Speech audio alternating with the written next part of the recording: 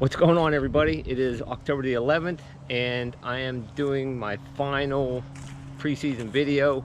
I have a few more things to wrap up as far as trapping goes. I have a handful of traps here that I got to wax yet. A couple, there are 5 long springs. I got to get those waxed yet. Oh, what else I got going on? Other than trapping, I got a big pot of beeswax cappings that I got to render down yet. I made a bunch of lure sticks. I have used like Q-tips and stuff in the past. I mean, they work good, but they're usually a little short. And I got this tip off of a guy on Trapper Man. Guy's name is Hearn. He showed doing this, so I thought I'm gonna make some of these. It's basically goldenrod stalks. They're nice and stiff, but they're crazy abundant around here anyways. I basically just pulled a bunch of the stalks off and I actually just bundled them up in rubber band and I just chopped them off with a miter. So actually just to chop them off nice and even. And I don't know, got a couple hundred of those made. They'll be great for just lure sticks. And actually they're stiff enough that I can scrape bait out of a jar.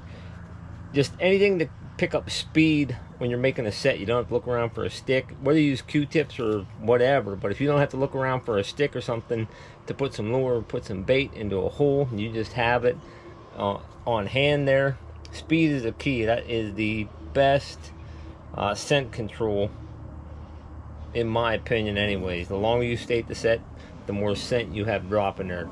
The gloves and stuff, I don't think that's a big issue. It's just you have scent pouring off your body at all times. You can't stop it. You got skin cells falling off. So get in there, make the set as fast as you can, and this will help do that, especially when the weather turns bad and you got a bunch of snow and you're looking around for a stick or something, you can't find one. I'm just gonna have bundles of those in my lure bucket.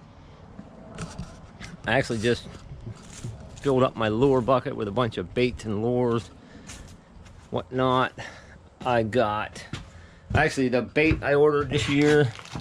As far as commercial bait, I got RK's Predator Bait Plus from No BS Lures. He bought the rights to that. He makes that, Kendall. And I bought some of his Lethal Injection. This is a little bit stronger smelling than the RK's. I got my raccoon bucket. It's all ready to go. Got all my raccoon bait and stuff in there. And this is mostly my Predator line bait. My homemade lure bucket. And if you want to see how I made this, I'll put a link to that right up here. Making this do-it-yourself lure bucket. Keep all my baits and yarns and stuff down below. I got the RK and Lethal Injection here. I still have some Dobbins bait. And then I spill everything. Got some sheep's wool in there. Got some yarn.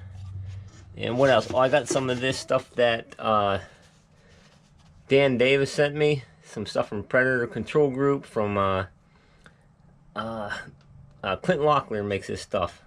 Simply Mice. And I got some stuff called the Hammer. Give that a go a little bit as well. I have some lures that I don't even know what they are. The label, I think this is some kind of Carmen lure. But I'm going to use these up.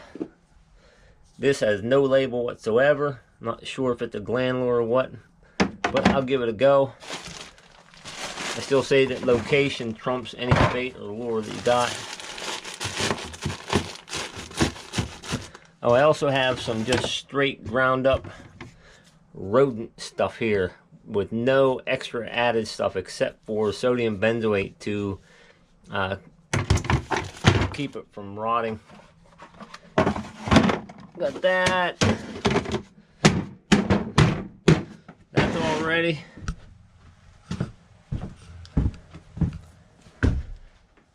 Let's see what else. Oh, I stamped out a few more of my formed screen covers. This method I got going on now works really well. I've showed this in the past, but if you haven't seen this, it's basically a double layer system. I picked this off of Trapper Man again, off of 2 different guys. One guy showed how to make the formed pan covers, and then actually Hearn, same guy with the sticks, showed how he stapled an extra piece of screen on there that slides right on your pan, hold the screen cover in place. That seems to be working pretty well. Even the ones that I have for making trail sets and blind sets, I have a piece of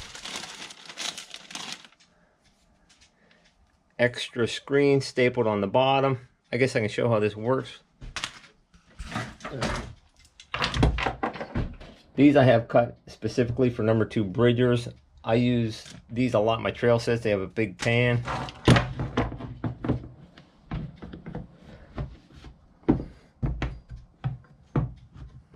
Pretty much if I'm doing a trail set, I just dig a, or even just pound in a bed or dig it, whatever you got to do. But if you can pound in, I just get the trap bedded in there as best I can.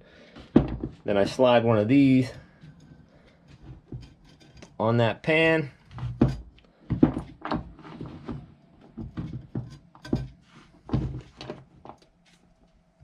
Night latch it.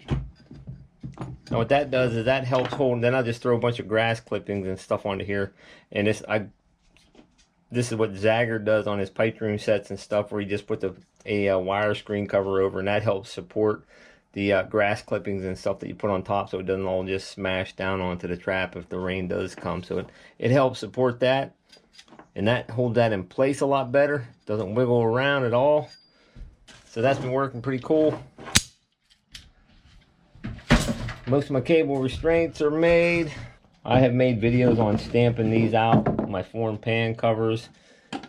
I made a joke about this at a trapper trainer thing. I did a thing on